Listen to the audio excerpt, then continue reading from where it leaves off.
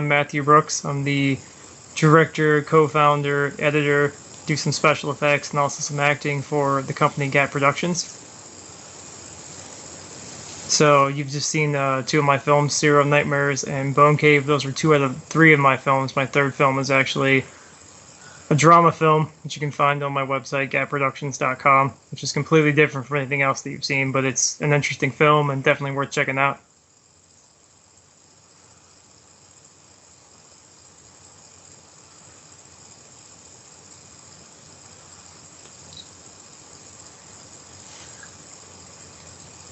Just a second. The first question is, what was the movie that unlocked kind of my inspiration for films? I'm influenced by horror film-wise Dario Argento, films of John Carpenter. Roger Corman was a big influence for me too. As far as indie guys, I was seeing guys like Chris Seaver and Henrik Kudo. My friend Kyle actually introduced me to their films, and it was these guys that were around my age, college age guys that were making films, and it was just really cool to see that it could be done with DIY spirit, and that was very interesting.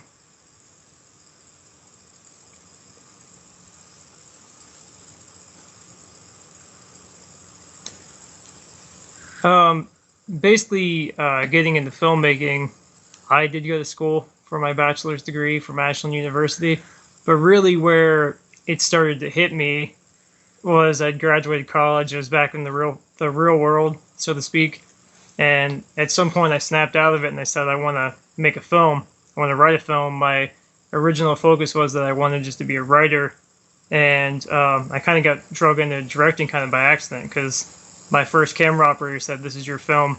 This is your vision. You really need to be the one to tell it." So that's kind of how I got into filmmaking itself.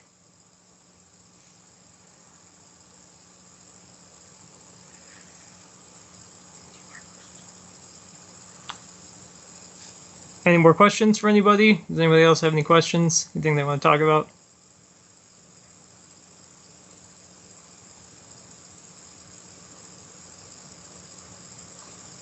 Well, I mean, it looks like the questions aren't flooding in, so I guess working with Janet J was really a lot of fun. We met her at a film convention while promoting Bone Cave, and the Rack Table, the Rack Films with Robert, of course. They became good friends of ours. We like to make friends with the table next to us. Um, and Janet was just really sweet, and we found out that she was an actress and said, you should come out and do a cameo. We wish she could have done a bigger part, but she's very busy with her schedule, and with our schedule didn't quite line up, so we just had her come and has a small part, but I think it's a really mighty and interesting part in the film, so we're really happy to have her. Problems on set. On Bone Cave, we seem to have a problem with everybody trying to hook up with each other. Unfortunately, including myself, I'm part of that. So that's a learning experience. So for anyone who's young and feeling virile, don't get involved with any of your cast and crew members. And I like to keep it fun, keep it fresh, but sometimes those relationships, if somebody finds someone on set, it's great. But if they have a fight or they break up or there's a love triangle, it just creates a lot of problems on set. So I think that would be the first one. The other problem is just time. Time and money, and it always seems like you're really scrambling to get those pages done. And the more you do it, the more you get into a rhythm. And once you get into that rhythm, you find out a pattern, a template, if you will, that works for you.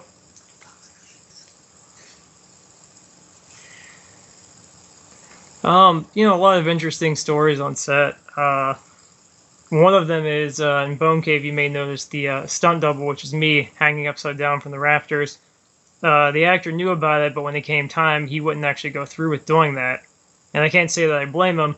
So they hoisted me up, tied me up, I was upside down, and then my friends proceeded to mock me and say, "Matt, why don't you stand still?" As they pushed me back and forth on this rope. And I don't really like heights. I don't really like being upside down, so that was kind of a bizarre, surrealistic moment, but never let it be said that I won't do anything to get the shot that I want to get, because I really needed that shot. So I just basically put on his clothes and we shot it at wide, and I was hanging upside down before you knew it. Actually, I kind of jumped into things weird with features. The question is, how long did it take you to write your first feature? Um, I started writing features. I really didn't start with shorts like a lot of people, which I guess I would advise is probably an easier thing to do. But I felt like there was more market with a feature film. And like I said, my first film was called Ecstasy, which was a drama comedy loosely based on my own issues with monogamy and relationships. And that was kind of a film that wasn't really even intended to be released. It was just intended for myself to get something off my chest. So I guess when you're writing about something that you know about, it's really easy to make a feature-length script.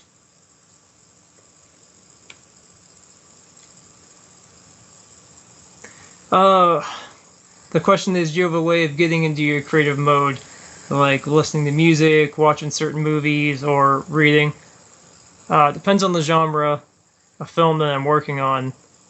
I when I worked on Ecstasy, I was kind of an emo bastard, and I sat around listening to sad music and consuming copious amounts of alcohol, which again I don't condone doing, but that was at the time that was that weird process for me with that. With my other films, I like to plug into the classic films. I like Gremlins, Halloween. Like I said, a lot of Roger Corman stuff. Really get into that mindset, but I kind of find that mellow music really puts me in the mood to write. So I'm not one of those guys that listens to a bunch of death metal and writes horror films. I listen to something really mellow. Actually, I listen to a lot of Queen too when I write, so it's kind of a strange thing.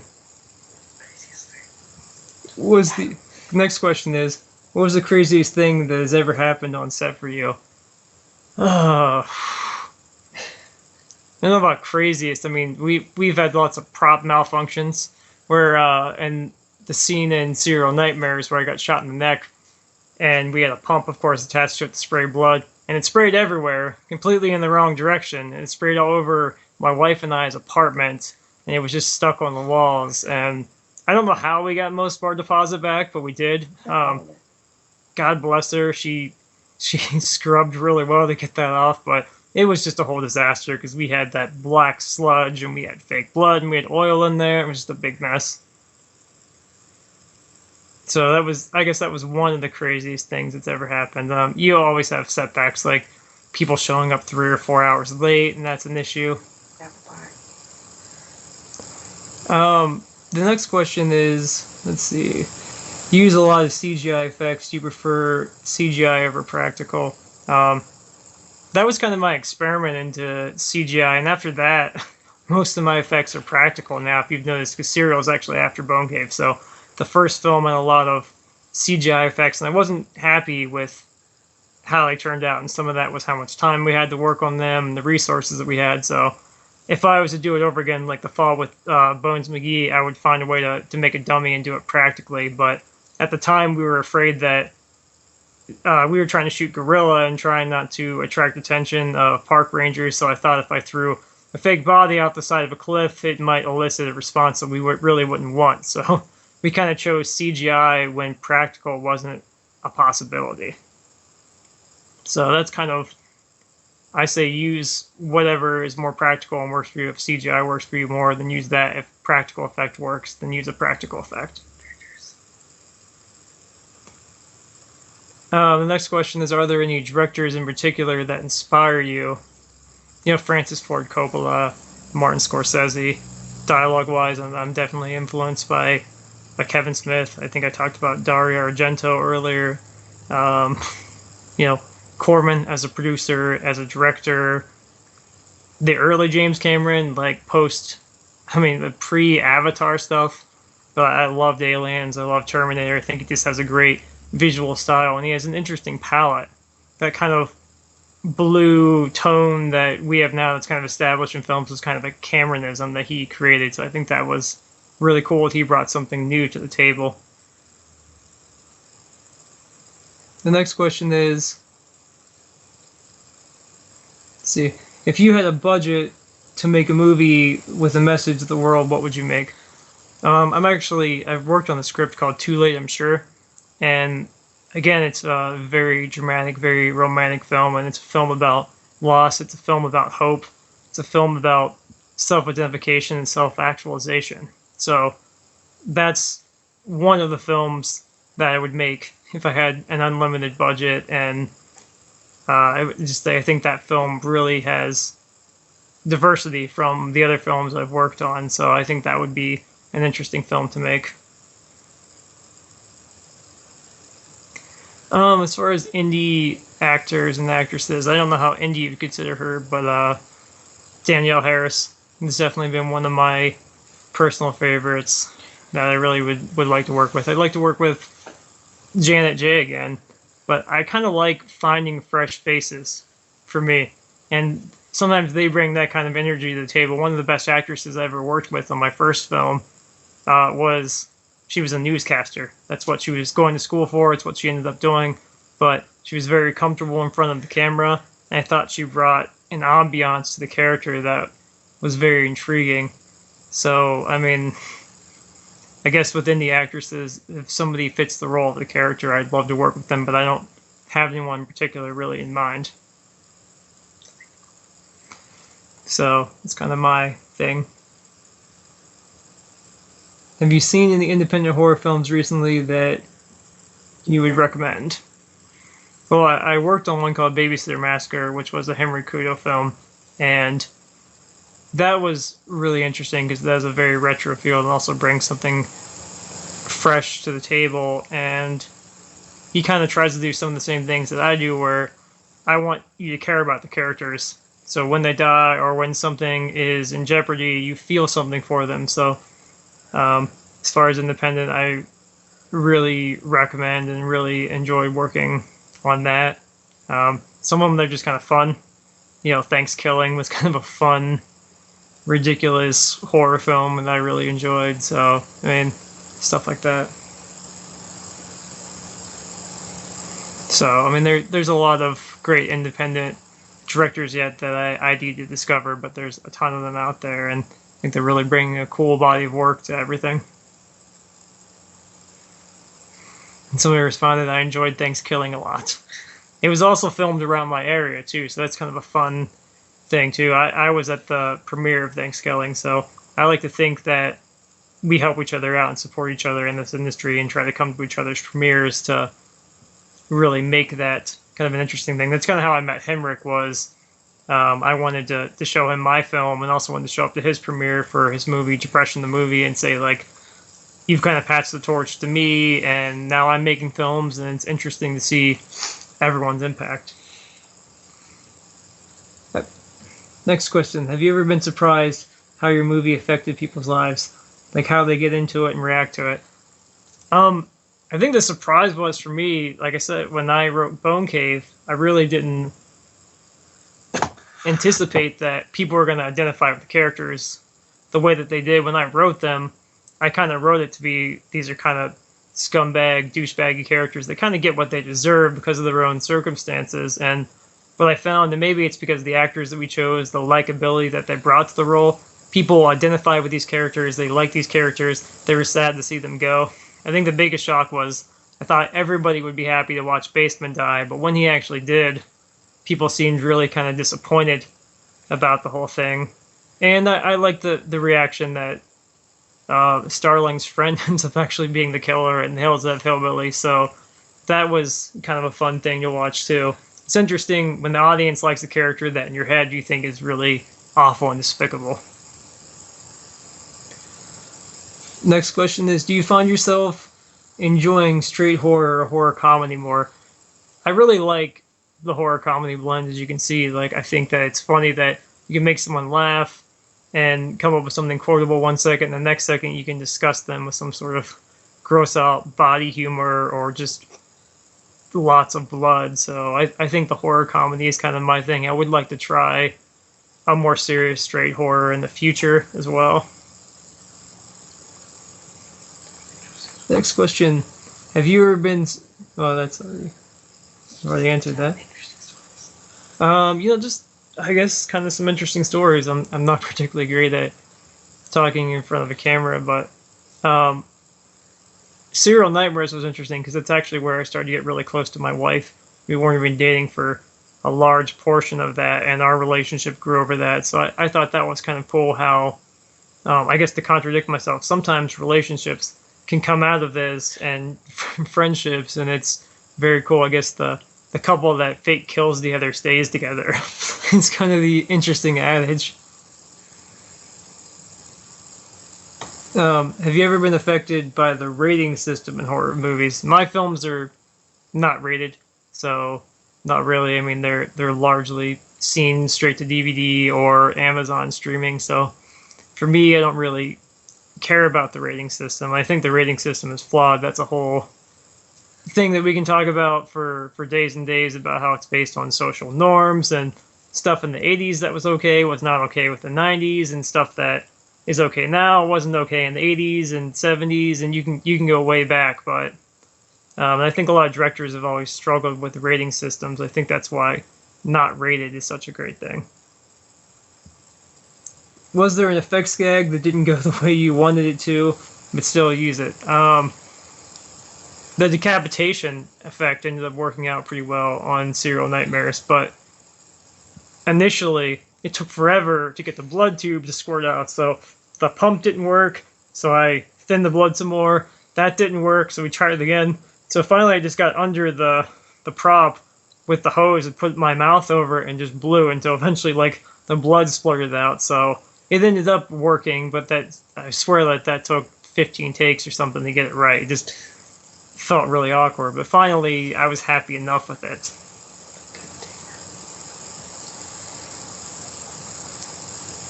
So, I mean, I guess that's something. Let's see. What is your take on crowdfunding? Have you ever used it with any success? If not, would you consider using it? I was really new to crowdfunding when I attempted it. Mine was a complete colossal failure, and some of that was what I've learned now about crowdfunding is you really have to prepare your campaign, and a lot of people that have success with it roll it out in like 1, 2, and 3 stages, and this amount of staging is to get this funding, and the next one is that, and those are really the successful ones. I don't think I had quite the market or quite the fan base at the time, so for me it didn't work out, but sure, I think it's a great idea, and I would try it again, because if it works, you have extra money to work on your film. I mean, most people use it to fund the bulk of their film, but you'd be hard-pressed to find a filmmaker that doesn't throw their own money and blood and sweat and tears into the film. So any money that you can give to an indie filmmaker, I encourage you to do it, because you're going to see the return, not just in terms of spiffs and gifts, cool swag, but you're also going to see a return in creativity. And not that it's all about the money, but money does buy you a few more luxuries. It'll buy you a few more days with an actor. It'll buy you a little more polished effects. So I think that's a great idea to donate to. Let's see, what kind of camera have you shot your films on? My first camera was shot, first film was shot with a DVX 100B. Now that's when HD was a little more out of sight. Price-wise, it wasn't as cheap. For Bone Cave, it was a Sony camera with a 35mm lens adapter, because DSLRs were around. There wasn't something quite as cheap as like a T3i that you could shoot HDSLR video. And for Serial, since I knew it was going to be a straight-to-DVD market and I wanted to have that shot-on-tape kind of feel, I chose to use my DVX because I had that available. I've since moved on to I shoot on a T3i now, and I also have a GoPro that my lovely wife bought me, so we're going to integrate that on a future web series, and the technology is going to be really great, just what you can do with it. I love using vintage lenses to give it a certain look and aesthetic, and it really just changes the playing field as far as making things look really cinematic and interesting. So I guess that's, but I guess my advice to you is I would say shoot on whatever camera you have. If it's a cell phone camera, shoot on that. If you have your parents' home camera, shoot on that. Because, I mean, that's just one of the tools, but the creativity, that's really what sells it, and the camera movement, that's what makes it feel more cinematic, not just what camera. So you can't afford a RED, it's not a big deal. Just use what you can. And the old adage is the best camera is the one that you have in your hands at the time. So I guess kind of just go with that. What do you think is more important for a filmmaker, making something that is marketable or something that might sell less and is more artistic and is true to vision? I guess I don't. The one advantage of being a new filmmaker is that I don't particularly care about market, and I just want to tell the types of stories, the films that I want to tell. When I started with Bone Cave, the slasher genre wasn't huge. If I wanted to make that film sell more, it could have been a paranormal activity kind of thing. I chose to use zombies on Serial, but that's just because I wanted to experiment with the makeup. I wanted to experiment with the special effects. And I wanted to create something that was retro. So I kind of had the monster film, the slasher film, the sci-fi film. So I guess I don't really care about the market because I think what's more important is your own artistic creativity over how many things that you sell. I mean, I guess if my mortgage was riding on it or something, that might be a little bit different. But as it sits right now, I'm just making films that I feel are right for me. Any plans for Death Dentist? This must be one of my friends from Colorado where we shot this little micro trailer for a film called Death Dentist. And it's available on YouTube. It's a short, tweaky sort of little thing where we kind of did this Matrix green, sort of grainy color to it, and maybe someday. They've already made the dentist, so it has like a lot of similarities to that, but I don't ever rule out a possibility of any future projects. So thanks for that question, Devin or Jeff, whoever actually sent that to me. And those guys are really close friends of mine. They helped me work on a lot of my film stuff, particularly at the beginnings of my career. And Devin Richards actually played Death Dentist, and it was really creepy little trailer. And I think he really wants me to make that film. So maybe one day I'll do something. Aside from films, what would you consider your favorite hobbies or interests? I guess it's cheesy, but I really like spending time with my wife. We like to go hang out and take photos of interesting stuff. And I really like skateboarding. I've recently got back into skateboarding, which is going to be a focus of a film at some point where I want to do a slasher film with the skateboarding subculture because it's something that I grew up with and that I really know a lot about, and I think I could bring something cool to that table, which is what's cool about filmmaking. You can take something from your life and you can bring it into your genre. So you can work within the horror parameters, but you can also bring something that's you, that feels that it's your personality. And the characters, I guess, in your films can kind of be characters inspired by real life. So those are some of my hobbies. Obviously, I watch a ton of films, and I guess that's really, I work a lot. I'm a supervisor at work, so I work a lot as my day job, so that's one of my things. I don't know if daydreaming is a hobby. I do that a lot too. So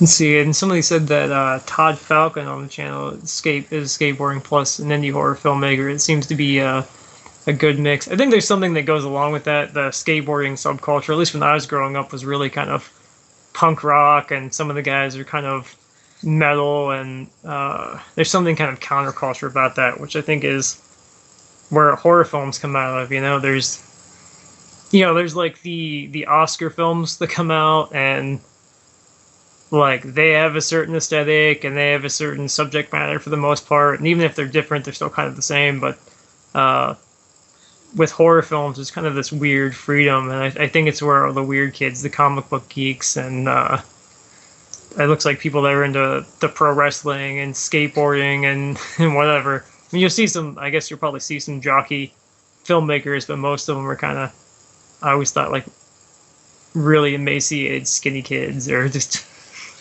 kind of dorky and odd. I don't know. Let's see.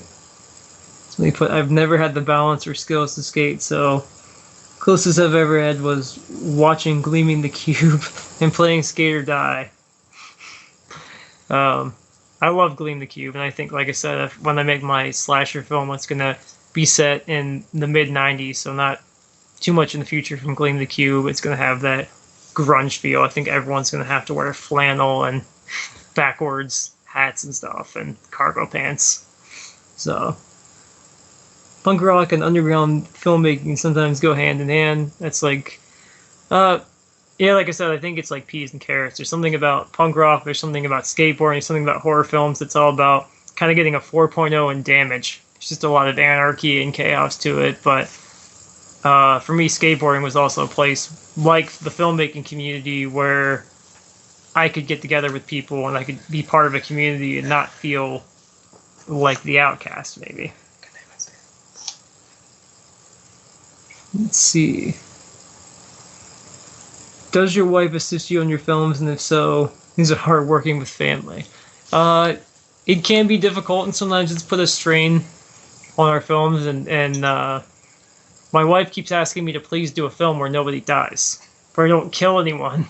She's tired of making fake blood and cleaning it up, and there is a level of tension to that when you surround yourself with all this violence at that point. Like, you do find that sometimes you're at each other's throats, not to the point of, murdering each other, but there is a little bit of a tension there. But at the same time, it's a lot of fun too.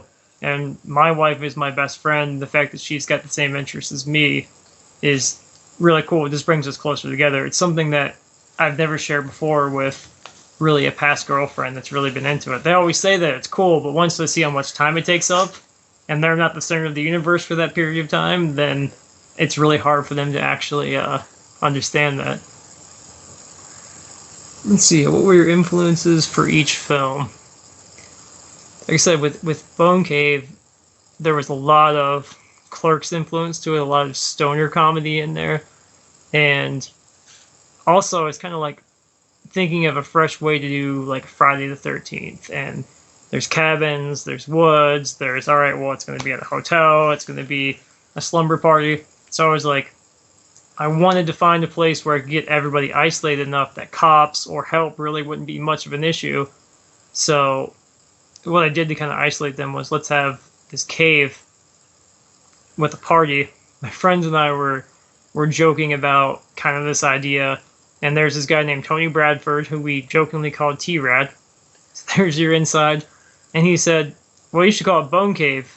And I said, why? He said, well, because if I was there, it would be a bone cave. You know what I'm saying? Because he was kind of a pervy older guy.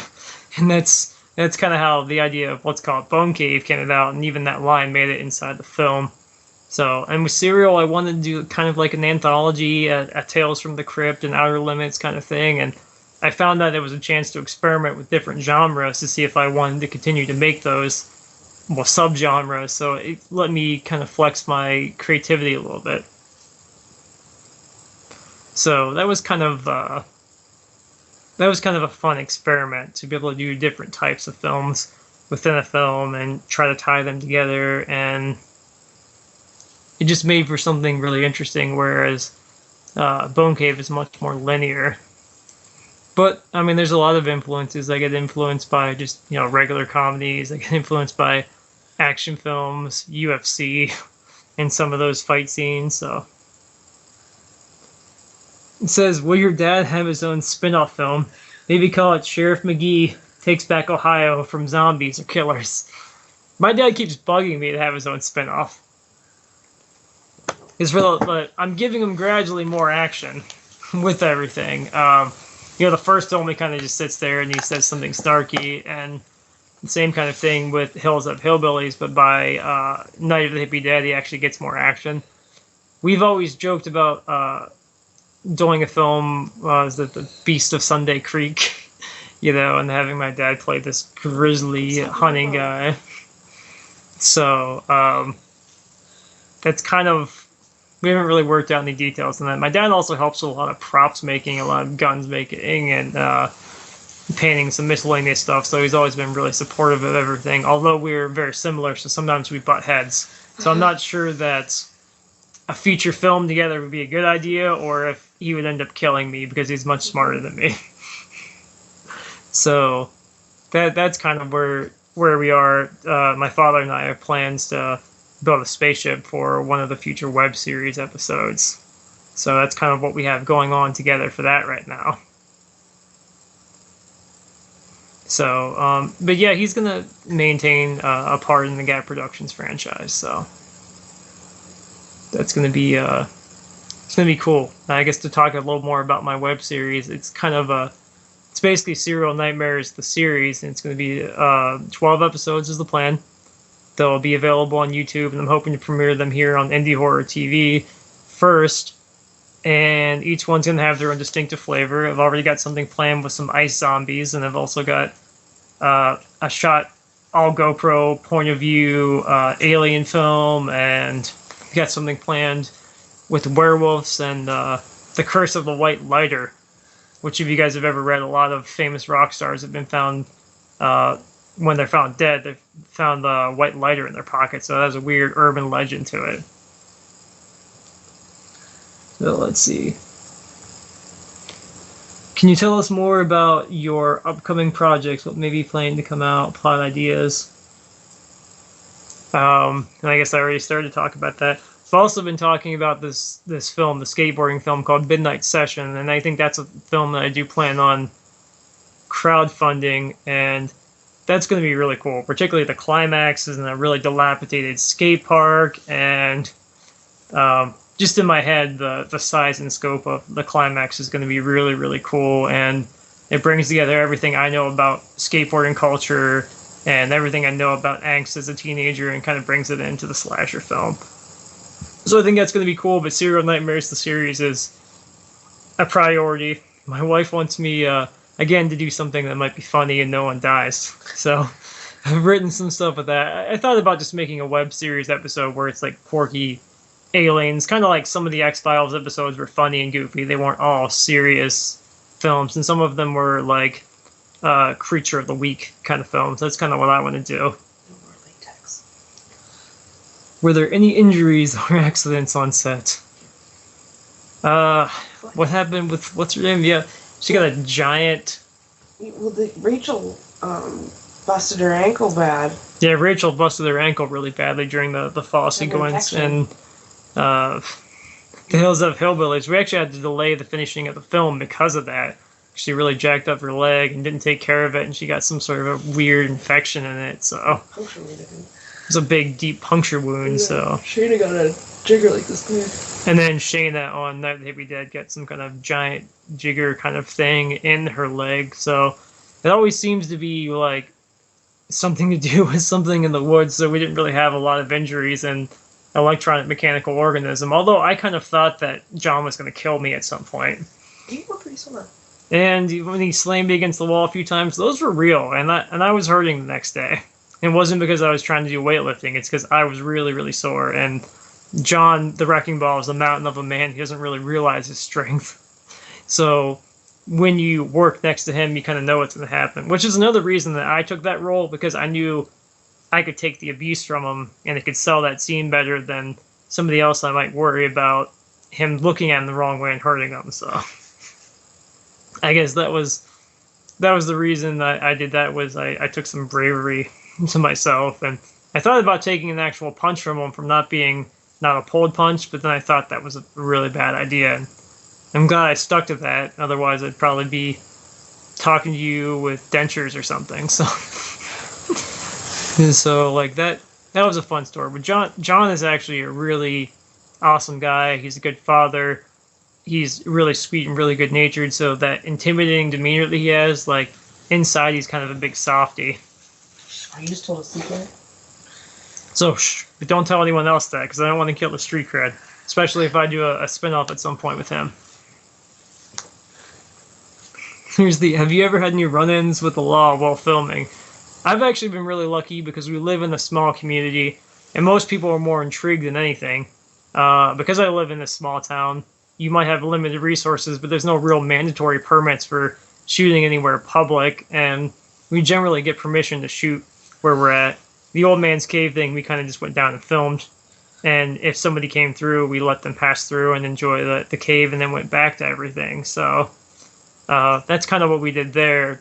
As long as you're accommodating, I find that you can get away with those kind of things. Whereas in the major city, you're not going to get away with it without big permits. So I guess if you want to make a film and it doesn't have to be a big sprawling city, then try to find a small town because they're a lot more supportive and a lot more helpful.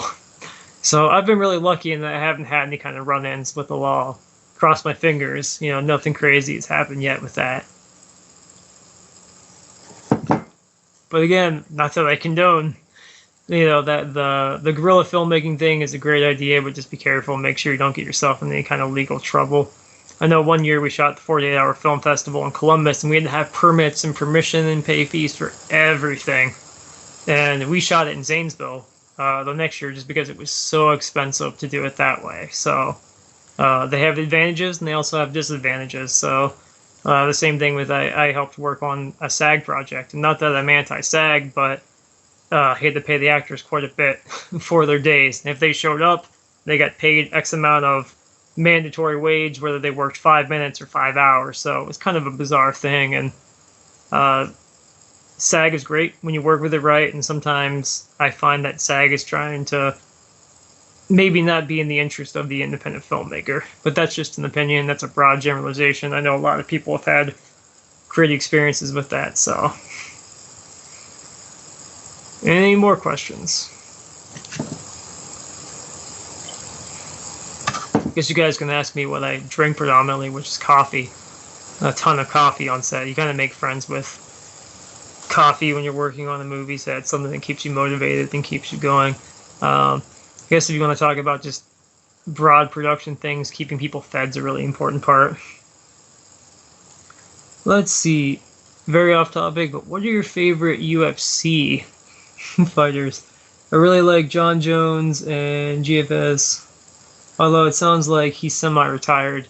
I was really like Matt Hughes because he just had that. He's really not fighting anymore either, but he had that buzzsaw kind of style that I really liked. Really like BJ Penn.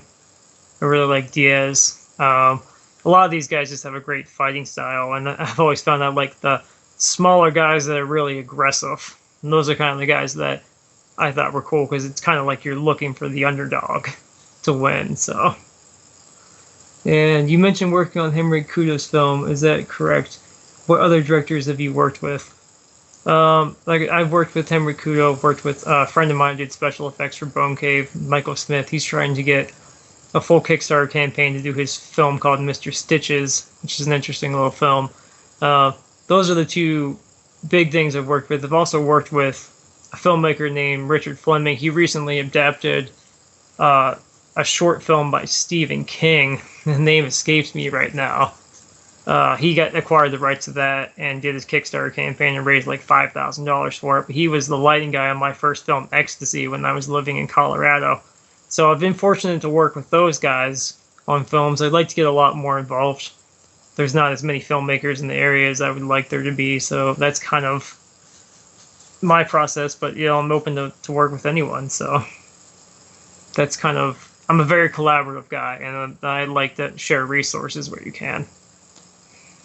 So I guess we're at the 43-minute mark here. So I guess basically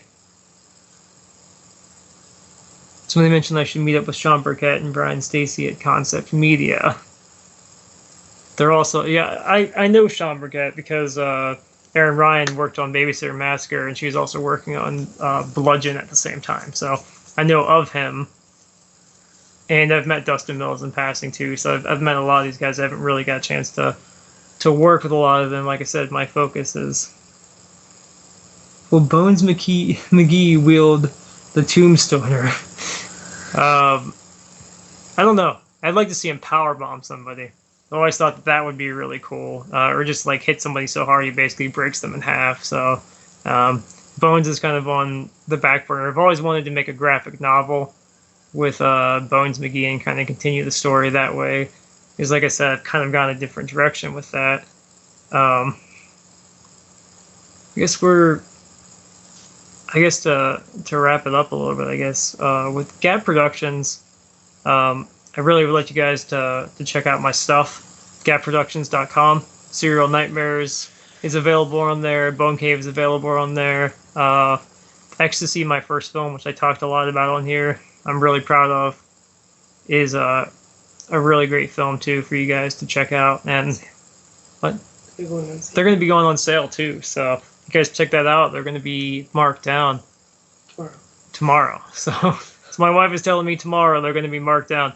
So really check that out. GapProductions.com. Bone Cave is available for streaming for rent or purchase on Amazon.com. And if you guys see us at a film convention too, then come check us out at the table. Like every film that we sell, it's just we invest back into making another film. So it's not really about making the money. It's about being able to reinvest it in art and creativity. So I guess that's the way I would look at it. GapProductions.com. Remember, Amazon.com. Bone Cave, the movie, is available. You can check that out. You can, like I said, you can look at upcoming projects, and Serial Nightmares, the web series, is going to be available on YouTube sometime later this year. So give it a check it out. And thanks everybody for your time. Peace.